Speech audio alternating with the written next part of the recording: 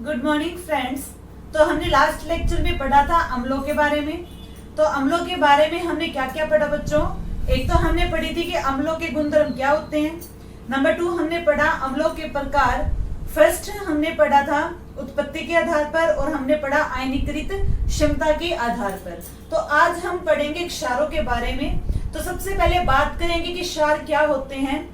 देखिए, कोई भी आपको कुछ खाने के लिए देता है पदार्थ और आपसे ही कहता है कि आप ये बताओ कि इनमें से कौन सा अम्ल है, कौन सा क्षार है, कौन सा लवण। तो क्या हम खा के ही बताएंगे? भी खा के आप देखोगे, अगर स्वाद खट्टा है तो एसिड है, कड़वा है तो क्षार है, ठीक है, और कुछ भी स्वाद नहीं है तो वो क्या है, लवण है। लेकिन देखिए, देने वाला जहर भी दे सकता है, इसीलिए हम क्या करते हैं, कुछ भी चीज को खा के नहीं बताएंगे। बहुत सारे क्या होते हैं, इंडिकेटर्स भी होते हैं। तो आज पहले हम पढ़ेंगे क्षारों के बारे में। तो देखिए, क्षारों के गुणधर्म। सबसे पहले बात करें इनके स्वाद की, तो क्षारों का स्वाद कैसा रहेगा, कड़वा, यानी कि बिटर होते हैं टेस्ट में, जैसे कि करेला। तो करेला क्या है बच्चों, करेले में क्या है, क्षार है, इसीलिए क्या है वो कड़वा। इसी टाइप से और भी बहुत सारे पदार्थ हैं जो हम खाते हैं और उनका टेस्ट क्या रहता है, कड़वा। नंबर 2 पे चले तो ये छूने पर कैसे होते हैं, चिकने होते हैं। बात करें साबुन की, तो साबुन देखिए टच करने पर काफी स्लिपरी होती है, तो साबुन क्या है, साबुन भी एक क्षार है। उसके बाद देखिए नेक्स्ट पॉइंट बेटा, जो हमने पढ़ा था एसिड्स के बारे में। एसिड्स क्या करते हैं, अम्ल क्या करते हैं, नीले को लाल में बदलते हैं, और लेकिन जो क्षार होंगे वो लाल लिटमस को क्या करते हैं, नीले रंग में बदल देते हैं। लाल लिटमस को नीले में बदलेंगे, वो क्षारों का गुणधर्म है। नेक्स्ट बच्चों, ये फिनोप्थैलिन के साथ गुलाबी रंग देते हैं। अब ये फिनोप्थैलिन क्या है, ये इंडिकेटर है। आपको लास्ट लेक्चर में भी बताया था कि फिनोप्थैलिन का अपना कोई भी रंग नहीं होता। एसिड के साथ, अम्लों के साथ फिनोप्थैलिन ने कोई भी रंग नहीं दिया, लेकिन फिनोप्थैलिन के अंदर जैसे ही आप साबुन का टुकड़ा डालोगे तो फिनोप्थैलिन का रंग गुलाबी रंग का हो जाएगा। इसका मतलब साबुन क्या है, क्षार है। जितने भी क्षार होते हैं वो फिनोप्थैलिन के साथ गुलाबी रंग देते हैं। नेक्स्ट पॉइंट है, ये मिथाइल ऑरेंज के साथ पीला रंग देते हैं, जबकि एसिड ने कैसा रंग दिया था, मिथाइल ऑरेंज के साथ लाल रंग। मिथाइल ऑरेंज का खुद का कलर कैसा है, ऑरेंज है। अम्लों के साथ कैसा आया, रेड आया। क्षारों के साथ कैसा रंग आएगा, येलो। नेक्स्ट है, देखिए क्षारों का पीएच मान 7 से कितना होता है, अधिक होता है। अम्लों का पीएच मान 7 से क्या था, कम था। इनका क्या रहेगा, 7 से अधिक रहेगा। और ये पीएच क्या होती है, ये आज हम पढ़ेंगे। क्षार अम्लों के साथ अभिक्रिया करके क्या करते हैं, लवण और जल का निर्माण करते हैं। ये रिएक्शन हमने अम्लों के गुणधर्म में भी बात की थी। देखिए, अम्लों के प्रभाव को कौन खत्म करता है, क्षार करते हैं। क्षारों के प्रभाव को खत्म कौन करता है, अम्ल करते हैं। यानी कि इस अभिक्रिया को क्या कहा जाता है, उदासीनीकरण अभिक्रिया, न्यूट्रलाइजेशन रिएक्शन। एसिड के प्रभाव को क्षार ने खत्म किया, क्षार के प्रभाव को अम्ल ने खत्म किया। देखिए, अम्ल प्लस में क्षार, ठीक है, दोनों रिएक्शन करेंगे और रिएक्शन करने के बाद क्या देंगे, लवण प्लस में जल। एग्जाम्पल लेते हैं। अब एग्जाम्पल हम लेंगे हमारे डेली लाइफ का, जैसे कि हमें भी कई बार क्या हो जाती है, एसिडिटी। तो एसिडिटी होने के बाद हम क्या लेते हैं, इनो वगैरह। तो इनो में क्या होता है, मिल्क ऑफ मैग्नीशिया। तो ये पेपर में आ सकता है कि मिल्क ऑफ मैग्नीशिया क्या होता है। मिल्क ऑफ मैग्नीशिया होता है मैग्नीशियम हाइड्रोक्साइड, MgOH के ट्वाइस, और जिनमें OH आता है वो क्या होते हैं, क्षार होते हैं। तो ये क्या है, एक क्षार है, और ये क्या है, अम्ल। अम्लों के बारे में हमने पढ़ा कि जितने भी एसिड होते हैं सब में H होते हैं। अब ये दोनों रिएक्शन करेंगे। देखिए, HCl कहाँ बनता है, हमारे अमाशय में। अमाशय यानी कि पेट यानी स्टमक। तो स्टमक में HCl अगर ज्यादा मात्रा में रिलीज हो तो क्या होती है, एसिडिटी।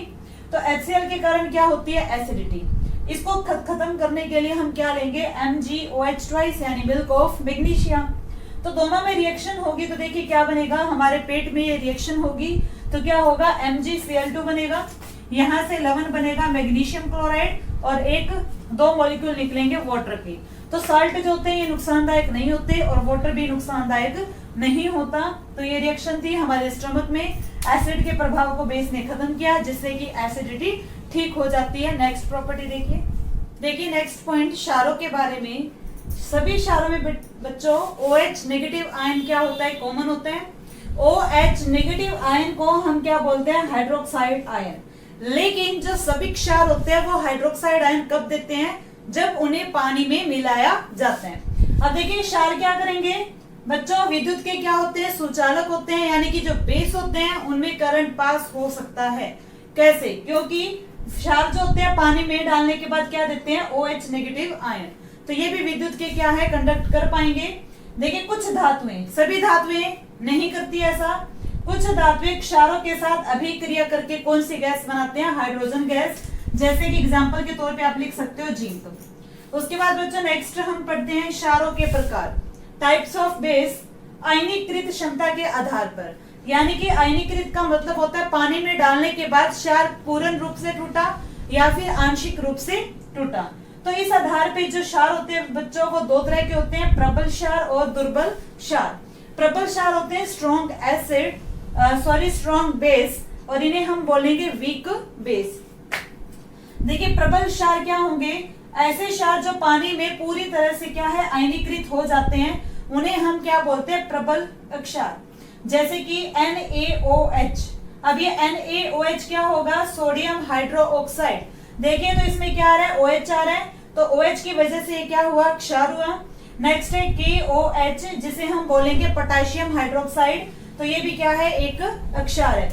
उसके बाद देखिए जो क्षार पानी में पूरी तरह से नहीं टूटते उन्हें हम क्या बोलेंगे, दुर्बल क्षार, जैसे कि NH4OH, जिसे हम बोलेंगे अमोनियम हाइड्रोक्साइड। नेक्स्ट है CaOH ट्वाइस, Ca क्या होता है, कैल्शियम, OH क्या होगा, हाइड्रोक्साइड, OH कहीं भी आपको दिखे तो क्या बोलना है, हाइड्रोक्साइड, तो क्या बना ये कैल्शियम हाइड्रोक्साइड, जो कि क्या है, दोनों दुर्बल क्षार है, और ये क्या होंगे, प्रबल क्षार।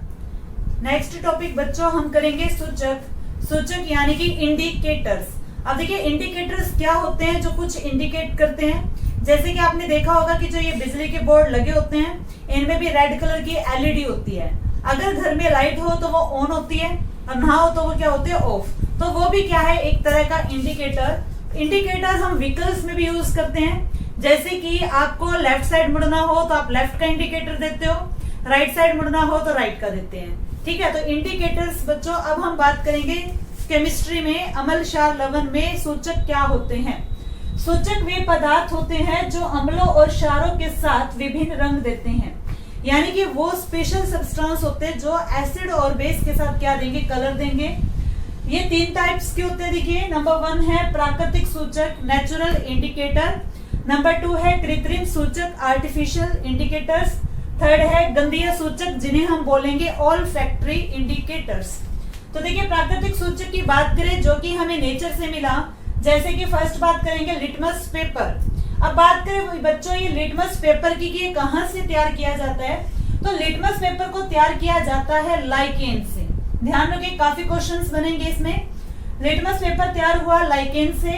लाइकेन कौन से वर्ग का पौधा है, तो ध्यान रखना थैलोफाइटा से ये बिलोंग करता है। अब लाइकेन है क्या चीज, लाइकेन एक प्लांट है, एक पौधा है। अब ये पौधा बना कैसे है, सहजीवी संबंध से। या पेपर में आ जाए कि सहजीवी संबंध का अच्छा उदाहरण दो, तो अच्छा उदाहरण क्या बनता है, लाइकेन बनता है। सहजीवी संबंध क्या होता है, सह का मतलब एक साथ, जीवी का मतलब जीवन यापन करना, यानी कि एक तो हम पढ़ते हैं परजीवी, एक होता है सहजीवी। सहजीवी में क्या होगा, सहजीवी संबंध में दो जीव एक साथ रहते हैं, दोनों को ही फायदा होता है, ऐसे संबंध को हम क्या बोलेंगे, सहजीवी संबंध। अब ये बना किससे लाइकेन, एल्गी प्लस में फंजाई से। एल्गी बच्चों होती है शैवाल और फंजाई होती है फफूंदी। शैवाल क्या होती है, काई बोलते हैं हम डेली लाइफ में एल्गी को शैवाल, और शैवाल क्या होगी, काई। फफूंदी भी आपने सुना होगा, फफूंदी को शुद्ध हिंदी में कवक कहा जाता है, तो कवक लिखा हो तो डरना नहीं है, कवक का मतलब फफूंदी ही है। कवक प्लस में शैवाल दोनों मिलकर क्या बनाएंगे, लाइकेन बनाएगा। अब देखिए ये दोनों एक दूसरे के लिए फायदेमंद कैसे हुआ, अब क्योंकि काई का रंग हरा होता है, अब हरा है तो उसमें क्लोरोफिल है, और क्लोरोफिल है तो वो सनलाइट से क्या करेगा, फूड बनाएगा। काई क्या करेगी, फूड बनाकर किसे देगी, फंजाई को। और जो फफूंदी होती है इसमें पानी की मात्रा अधिक होगी, फफूंदी एल्गी को क्या देगी, पानी देगी। यानी फफूंदी शैवाल को पानी दे रही है और शैवाल भोजन बना के फफूंदी को दे रही है, तो दोनों एक दूसरे की क्या कर रहे हैं, हेल्प कर रहे हैं, एक दूसरे को कुछ दे रहे हैं, एक साथ रह रहे हैं, तो ऐसा संबंध क्या हुआ, सहजीवी संबंध। अब देखिए थोड़े से डिटेल में क्वेश्चन पूछ लिए जाएं तो ये भी आ जाता है कि जो लाइकेन में एल्गी होती है, इस शैवाल का नाम क्या होता है, तो नाम क्या होगा, नील हरित शैवाल। इसे हम क्या बोलेंगे, नील हरित शैवाल। या फिर इसी का ये भी क्वेश्चन बन सकता है कि ब्लू ग्रीन एल्गी का दूसरा नाम क्या है, नील हरित शैवाल को और क्या कहा जाएगा, तो क्या बोलेंगे, साइनोबैक्टीरिया।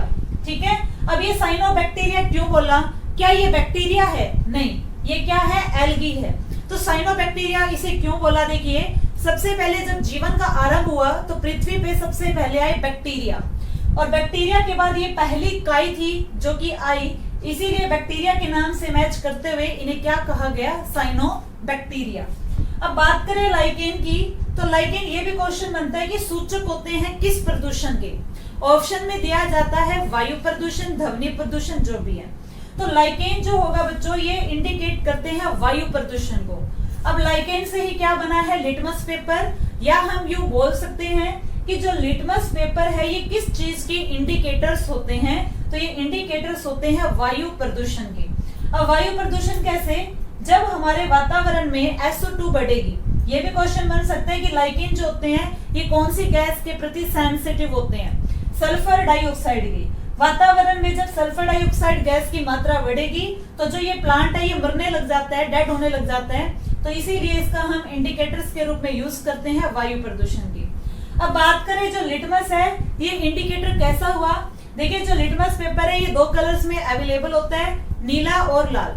अभी हमने पढ़ा कि जो अम्ल होते हैं, अम्ल क्या करते हैं, नीले लिटमस पेपर को लाल रंग में बदल देते हैं। लाल रंग क्योंकि खतरे की निशानी होता है, और एसिड्स क्या होते हैं, डेंजरस होते हैं। अब क्षार क्या करेंगे, क्षार क्या करते हैं, लाल लिटमस को नीले रंग में बदल देते हैं। तो ये पहला हमारा क्या था, लिटमस पेपर प्राकृतिक सूचक था। अब बात करें दूसरे सूचक की, तो दूसरा सूचक क्या होगा, हल्दी, टर्मेरिक। हल्दी का रंग क्या होता है, येलो होता है। कई बार आपने देखा होगा कि हम खाना खाते हैं और सब्जी हमारे कपड़ों पे गिर जाती है। अब सब कपड़ों पे सब्जी गिर गई तो येलो कलर चढ़ जाता है। जैसे ही साबुन का यूज उस कपड़े पे किया जाएगा तो हल्दी का रंग कैसा हो जाता है, लाल भूरा रंग का, यानी कि रेड ब्राउन हो जाता है। तो हल्दी जो है, साबुन क्या थी, साबुन एक क्षार है, यानी कि जो हल्दी है वो क्षारों के साथ कैसा रंग देती है, रेड ब्राउन। हल्दी क्या है, क्षारों के साथ कैसा रंग देगी, रेड ब्राउन, यानी कि लाल भूरा रंग।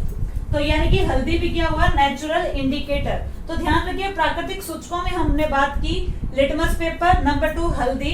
बात करें नंबर 3, तो थर्ड हम पढ़ेंगे लाल बंद गोभी। जो लाल बंद गोभी होती है ये भी क्या होती है, एक तरह से सूचक का काम करती है। कैसे, लाल बंद गोभी एसिड में लाल रंग की ही रहती है, लेकिन जब लाल बंद गोभी को अक्षरों में डाला जाता है तो ये कैसे कलर की होगी, ग्रीन कलर की। ऐसे ही देखिए कुछ प्लांट होते हैं जिसे हम बोलते हैं पटूनिया प्लांट, उसकी पत्तियों को भी हम एज इंडिकेटर यूज कर सकते हैं। तो ये 2-3 एग्जाम्पल थे जो कि क्या थे, प्राकृतिक सूचक। अब बात करेंगे कृत्रिम सूचक की, और उसके बाद बात करेंगे गंधीय सूचक। देखिए नेक्स्ट है कृत्रिम सूचक जो कि नेचुरल नहीं होते। इसमें हम बात करेंगे नंबर 1 पर फिनोप्थैलिन की। तो फिनोप्थैलिन का अपना कोई रंग नहीं होता, ये रंगहीन होता है जैसे कि पानी। फिनोप्थैलिन को देखने में पानी की तरह लगता है। अगर ये अम्लों के साथ अगर हम चेक करेंगे तो कोई रंग नहीं देता। फिनोप्थैलिन अम्लों के साथ कोई भी रंग नहीं देता, जबकि क्षारों के साथ ये कैसा रंग देगा, येलो कलर। बात करें नंबर 2 पर मिथाइल ऑरेंज की। तो मिथाइल ऑरेंज का खुद का कलर होता है ऑरेंज, अम्लों के साथ देगा लाल रंग, क्षारों के साथ देगा येलो रंग। अब आएगी बात गंधीय सूचक जो कि स्मेल से पहचाने जाते हैं। अब बात करें गंधीय सूचक में तो पहले आएगा प्याज, यानी कि प्याज की खुद की ही स्मेल होती है कैरेक्टरिस्टिक। प्याज की जो स्मेल है वो एसिड में यूं की यूं बनी रहती है, लेकिन क्षारों के साथ ये स्मेल खत्म हो जाती है। इट मीन्स गंध से हमने ये पहचाना कि ये पदार्थ क्या है, अम्ल है, और ये पदार्थ क्या है, क्षार है। इसी टाइप से वेनिला की बात करें तो वेनिला भी सेम तरीके से काम करेगा। वेनिला की भी खुद की एक अलग स्मेल होती है, ठीक है। वेनिला जो है अम्लों के साथ स्मेल बनाए रखता है, लेकिन क्षारों के साथ वेनिला की जो गंध होती है वो खत्म हो जाती है। यानी कि इन्हें हम ओल्फैक्टरी इंडिकेटर्स बोलते हैं, जिन्हें गंध के अकॉर्डिंग हम ये बताएंगे कि ये अम्ल है या क्षार है। तो तो ये था हमारा छोटा सा टॉपिक इंडिकेटर्स का, जो कि हमने 3 तरह के पढ़े। अब हम पढ़ेंगे कि पीएच स्केल क्या होता है। तो बात करें पीएच स्केल की, पीएच स्केल दिया था सॉरेनसन ने 1909 में। सॉरेनसन नामक वैज्ञानिक ने पीएच स्केल के बारे में बताया। अब पीएच स्केल होता क्या बच्चों, पी से बनता है पावर ऑफ हाइड्रोजन आयन, यानी कि किसी भी पदार्थ में हाइड्रोजन आयन कितने हैं, ठीक है। यानी कि हम डेफिनेशन की बात करें तो पीएच स्केल की डेफिनेशन बनती है हाइड्रोजन आयनों की शक्ति, पावर ऑफ हाइड्रोजन आयंस। अब देखिए जो पीएच में हम बोलते हैं बच्चों पावर, पी का मतलब यहाँ पावर होता है, पावर का मीनिंग होता है शक्ति। और जो ये वर्ड है ये लिया गया है जर्मन भाषा से। जर्मन भाषा में हम बोलते हैं पोटेंस, या फिर आप बोल सकते हो पुशांस, जिसका मतलब क्या होता है शक्ति। या फिर देखो एक और डेफिनेशन अगर हम +2 लेवल की करें तो पीएच का मीनिंग क्या होता है, negative logarithm of hydrogen ions. अब देखिए बच्चों पीएच स्केल कहां से कहां तक होता है बच्चों। पीएच स्केल एक स्केल होता है जिसकी रीडिंग 0 से स्टार्ट होती है, 14 तक हम जाते हैं, ठीक है। यहाँ पे 15 लिख दिया, सॉरी। कहां तक रीडिंग्स होती है, 14 तक। अब बात करें नेक्स्ट, क्या इसका कोई मात्रक होता है, तो पीएच स्केल का कोई भी मात्रक नहीं होता। देखिए पीएच 7 से कम अगर हो किसी भी पदार्थ का पीएच मान, तो वो पदार्थ क्या रहेगा, अम्लीय। और अगर 7 से अधिक है तो पीएच मान तो क्या रहेगा, क्षारीय। अगर 7 हो तो क्या होता है, उदासीन, यानी कि न्यूट्रल। अब पीएच स्केल का कोई भी मात्रक नहीं होता। बात करें तो ये पूरा एक स्केल है 0 से लेकर 14 तक। देखिए 7 पे ये क्या है, उदासीन है। 7 से कम क्या होगा, अम्लीय। 7 से अधिक अगर पीएच हो तो क्या होता है, क्षारीय।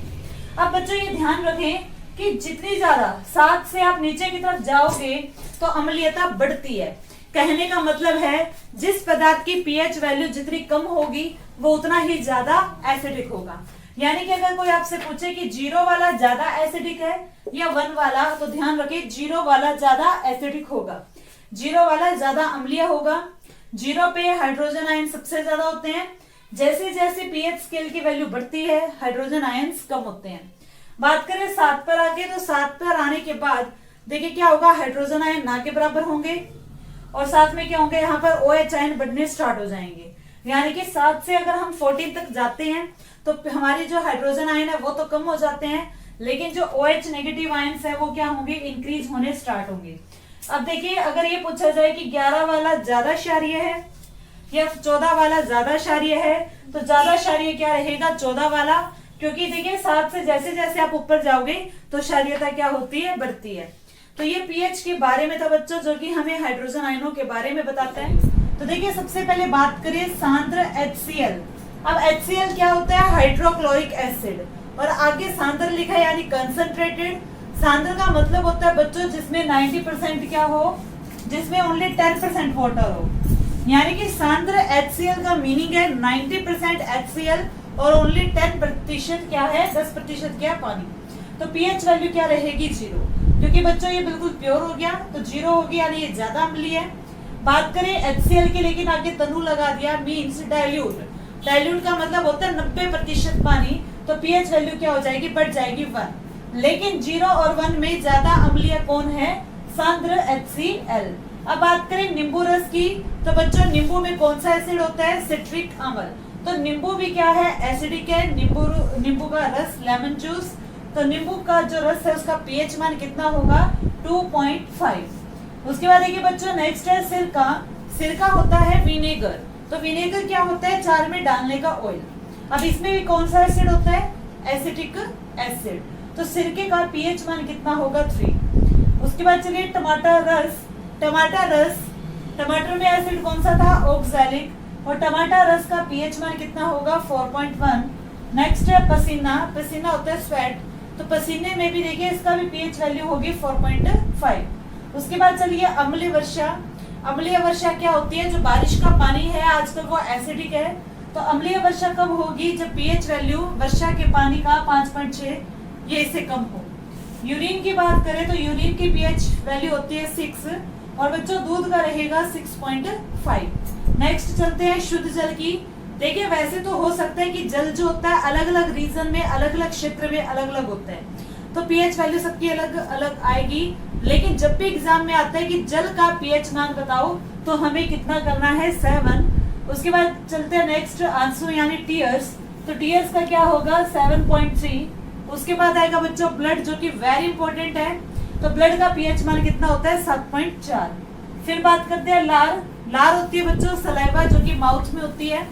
लार की खाने से पहले पीएच वैल्यू कितनी रहती है 7.4, और खाने के बाद क्योंकि मुंह में बैक्टीरिया वगैरह काम करते हैं तो पीएच वैल्यू कम हो जाती है 5.8। यानी कि खाना खाने से पहले हमारा मुंह कम अम्लीय होता है और बाद में ज्यादा अम्लीय हो जाता है, तो टूथपेस्ट करना काफी जरूरी हो जाता है। बात करें एग की, तो एग की पीएच वैल्यू कितनी रहेगी 7.8, यानी 7.8 है तो थोड़ा सा क्या हुआ क्षारीय। उसके बाद देखिए टूथपेस्ट है, टूथपेस्ट की कितनी है 8। नेक्स्ट है baking soda, baking powder. Baking powder की पीएच वैल्यू कितनी है 8.5। धावन सोडा यानी कि धोने का सोडा, पीएच वैल्यू कितनी है 9। उसके बाद देखिए मिल्क ऑफ मैग्नीशिया, ठीक है, ये होता है हमारा MgOH की ट्वाइस, तो इसका रहेगा 10.6। बात करें नेक्स्ट अमोनिया, अमोनिया की कितनी है बच्चों 11। तो उसके बाद देखिए नेक्स्ट पीएच वैल्यू हमारे पास क्या रहेगी। अगर हम बात करें NaOH की, अब ये क्या है बच्चों बेस है, Na सोडियम OH हाइड्रोक्साइड। अगर इसके आगे क्या लगा है सांद्र, तो यानी कि ये क्या है प्योर है, तो इसकी पीएच वैल्यू मैक्सिमम होगी, मैक्सिमम कितनी 40। लेकिन अगर इसी के आगे तनु NaOH लिखा है तो पीएच वैल्यू कितनी हो जाएगी 13 हो जाएगी। तो यहाँ हमने पीएच वैल्यू करनी थी 14 तक। तो ये आपकी टेबल है कुछ पदार्थों का पीएच मान। अब हम पढ़ेंगे कि पीएच का हमारे डेली लाइफ में क्या यूज है। अगर फर्स्ट पॉइंट की बात करें, देखिए जो मानव शरीर है वो 7 से लेकर 7.8 के बीच में कार्य करते हैं, ठीक है। यदि हमारे शरीर का पीएच मान 7 से कम या 7.8 से ज्यादा हो तो शरीर में विभिन्न प्रकार के रोग उत्पन्न हो जाते हैं, इसीलिए हमारे शरीर का पीएच मान भी ठीक रहना चाहिए। सेकेंड पॉइंट की बात करें, देखिए यदि हमारे मुंह में पीएच वैल्यू 5.5 से कम हो जाए तो दांत क्या बच्चों खराब होने शुरू हो जाते हैं। तो उसके बाद नेक्स्ट देखिए यदि वर्षा के जल का, अब जो ये बारिश होती है बच्चों आजकल इसे अम्लीय वर्षा कहते हैं, क्योंकि अगर जल का पीएच मान, वर्षा के जल का पीएच मान 5.6 से कम हो, और ये इंपॉर्टेंट क्वेश्चन है पेपर में आता है अम्लीय वर्षा का पीएच मान बताओ तो कितना रहेगा 5.6, तो उसे क्या बोलेंगे अम्लीय वर्षा। अभी हम लास्ट में डिस्कस करेंगे कि अम्लीय वर्षा क्या होती है। देखिए नेक्स्ट है आत्मरक्षा, सेल्फ डिफेंस कौन करता है, जैसे कि लाल चींटी, बिच्छू, मधुमक्खी। आपको बताया था इनके डंक में एसिड रहता है फॉर्मिक एसिड। अब लाल चींटी, बिच्छू, मधुमक्खी डंक क्यों मारती है, ये खुद को बचाने के लिए क्या करती है डंक मारती है, और डंक में क्या करती है एक एसिड छोड़ देती है। उसके बाद देखिए पाचन तंत्र में सहायता, तो देखिए एक एसिड है हमारे आमाशय में जो कि स्रावित होता है, रिलीज होता है, नाम है HCl, हाइड्रोक्लोरिक एसिड। तो हाइड्रोक्लोरिक एसिड क्या करता है बच्चों, पाचन तंत्र में सहायता करता है। तो इस प्रकार से एक और देखिए यदि जो जल होता है समुद्र वगैरह, तालाबों का पानी, उनका पीएच मान कम हो जाए तो उसमें रहने वाले जलीय जीव भी मरने शुरू हो जाते हैं। तो पीएच कम या ज्यादा होने से जलीय जीवों पर भी नुकसान है। अगर मिट्टी का भी पीएच मान ज्यादा अम्लीय हो या ज्यादा क्षारीय हो तो पेड़ पौधे उसमें उग नहीं पाते, इसीलिए उनके अंदर चूना वगैरह डाला जाता है ताकि उनकी उपजाऊ क्षमता बनी रहे। अब बात करेंगे बच्चों की अम्लीय वर्षा क्या होती है। देखिए हम सब क्या है पृथ्वी पर रहते हैं, और पृथ्वी पर क्या है बच्चों वायुमंडल है, और वायुमंडल में डिफरेंट क्या है गैसेज हैं। तो देखिए वाहनों से जो निकलती है गैस SO2, NO2, CO2। अब जब बारिश होती है तो बारिश में क्या होगा कि जो H2O होगा, H2O होगा तो क्या होगा बच्चों ये रिएक्शन होगी। तो रिएक्शन होने के बाद क्या बनेगा sulphuric acid, HNO3 nitric acid, और CO2 जब वाटर से करेगा तो बनेगा कार्बोनिक अम्ल। तो देखिए 3 तरह के क्या होते हैं बच्चों एसिड बन जाते हैं। ऐसी वर्षा को हम क्या बोलते हैं अम्लीय वर्षा। तो ध्यान रखिए पेपर में ये क्वेश्चन आता है कि कौन सी गैस अम्लीय वर्षा के लिए जिम्मेदार है। अगर आपको ऑप्शन में बच्चों दे रखा हो CO2, SO2, NO2 और लास्ट में है सभी, तो आप टिक करोगे सभी पे, क्योंकि इन सभी गैसों के कारण क्या है एसिड बनता है और अम्लीय वर्षा होती है। लेकिन अगर पेपर में क्या दे रखा है, यहाँ पर सभी नहीं दे रखा और यहाँ पर लिख दिया CO, तो आपको टिक करना है सल्फर डाइऑक्साइड पर, क्योंकि सबसे ज्यादा एसिडिक गैस जो अम्लीय वर्षा जो बनाती है गैस वो सल्फर डाइऑक्साइड होती है। क्योंकि आपने पढ़ा अम्लों का राजा होता है सल्फ्यूरिक अम्ल। तो SO2 जब पानी से रिएक्शन करेगी तो क्या बनाएगी? Sulphuric acid. तो ध्यान रखिए आपको आंसर ऑप्शन के अकॉर्डिंग देना है। उसके बाद अगर एसिड देखिए पेपर में ये क्वेश्चन भी बना कि एसिड के नाम लिख दिए और ये पूछा कि निम्नलिखित में से कौन सा जो अम्ल है वो वर्षा अम्लीय वर्षा के लिए जिम्मेदार है। तो ध्यान रखिए ऑप्शन में इनमें से कोई भी एसिड हो तो आपका आंसर करेक्ट होगा। और अगर कहीं पर HCl दे रखा हो, हाइड्रोक्लोरिक एसिड दे रखा हो, तो वो गलत है। गलत क्यों है? क्योंकि हमारे वायुमंडल में क्लोरीन गैस नहीं होती, सिर्फ कौन कौन सी गैस होगी? SO2, CO2 और NO2। तो ये बच्चों हमारा चैप्टर था अम्ल, क्षार, लवण का। तो इसे आप अच्छे से पढ़िए। कोई डाउट है तो कमेंट सेक्शन में राइट कीजिए और चैनल को लाइक, सब्सक्राइब और शेयर करते रहिए। और उसके बाद हम नेक्स्ट चैप्टर स्टार्ट करेंगे मिश्र धातु। Thank you.